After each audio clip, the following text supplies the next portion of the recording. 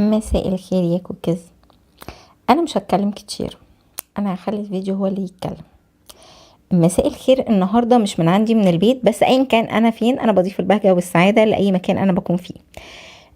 والنهارده هنعمل برضو الغدا مع بعض زي ما انتم شايفين. احلى حله محشي واحلى بطايه وبألف هنا وشفا طبعا لكل اللي كل.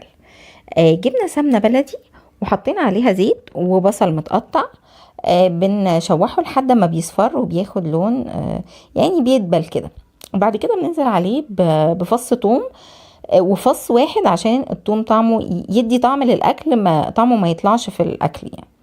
واول ما تطلع ريحه الثوم بنحط عليها صلصه معلبه، لان هي بتدي شكل خطير، وزي ما احنا متفقين طبعا ان هي ما بتديش طعم مختلف للاكل، هي بتدي لون حلو وبرده طعمها بيبقى جميل. بنحط لازم شويه سكر كده عشان خاطر الحماوه. وبننزل بعد كده بعصير الطماطم ونشطه في الخلاط عشان احنا مش لاقيين فلوسنا في الشارع، وننزل ببقيه الصلصه اللي كانت موجوده في الخلاط. وبنسيبها تتسبك، يعني بنقلب كده ونحط عليها التوابل.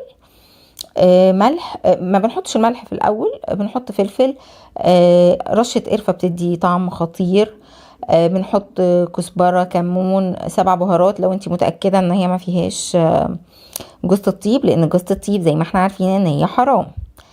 وبعد كده اول ما بتتسبك بننزل عليها بالملح، وانا حطيت الملح في الاخر لان انا نسيت احطه في الاول. حطينا الرز اللي هو ما بيبقاش منقوع، وحطينا الخضره وقلب قلب قلب. وبعد كده نزلت بالملح عشان انا ما كنتش حطيته في الاول.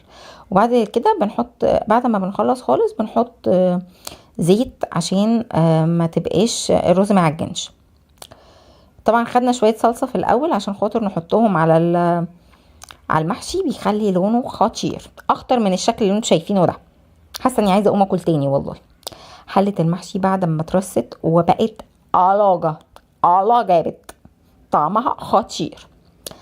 وده ليه طبعا دوت، مش عايزه اقول عشان انا اللي عاملاها، بس قشطه يعني عشان انا اللي عاملاها يا بنات.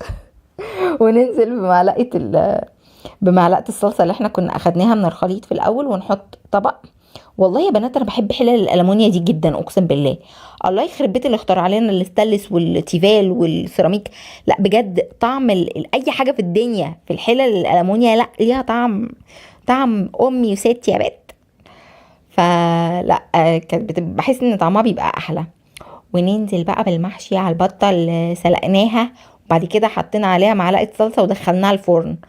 اقسم بالله حاسه اني شامه ريحه تاني. بألف هنا وشفا والله.